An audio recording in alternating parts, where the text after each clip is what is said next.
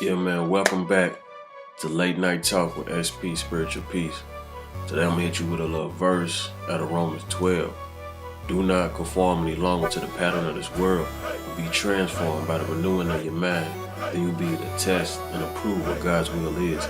It's good, pleasing, and perfect will.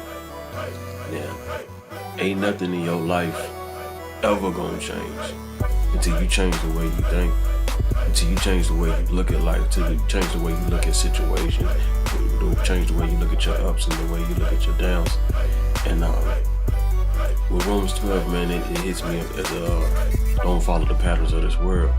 I used to ride through my city, through the hood, and just look at life. Like, I see people at the liquor store, you know what I'm saying, doing what they do, and they hang out there all the time, and then they die, and somebody come and take their place.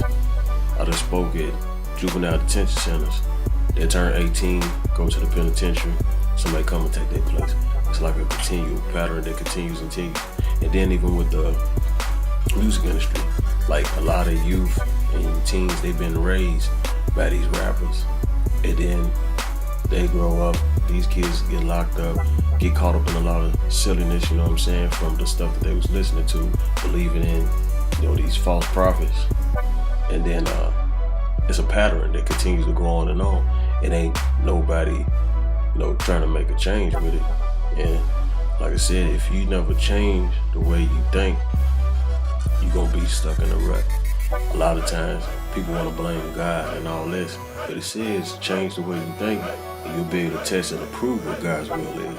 It's good, pleasing, and perfect will.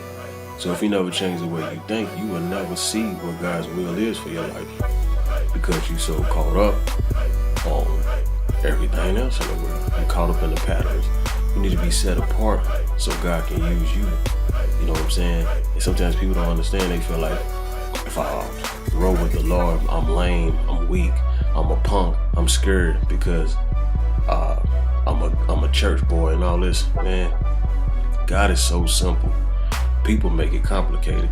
You know what I'm saying? God don't want nothing but good for your life, wants to bless your life, and people with their doctrine and all this other stuff, you know what I'm saying? People might go to church and had a bad experience, and then they want to tell everybody else, and then create a bad experience for everybody else. When you have to go in for yourself. When you go into a church and try to get the word, you need to go in with a positive attitude. You going in there negative, everything you look at is going to be something negative to you, even if it's positive, because your state of mind is already messed up. And two, if you change the way you think, you'll see that this worldly cool is not the real cool. What makes it so cool to poison yourself with weed, alcohol, and all these other drugs? What makes it so cool to do what's wrong? What makes it so cool to try to fit in? It's like the definition of cool to me is not cool, you feel me?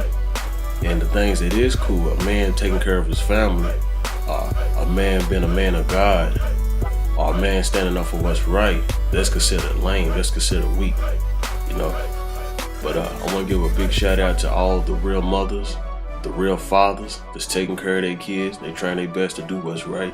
Ain't none of us perfect. We all got issues, but you know what I'm saying? I just pray y'all continue to do what God called you to do and take care of our young people, because these young people need it. And the young people is the ones that always get left out.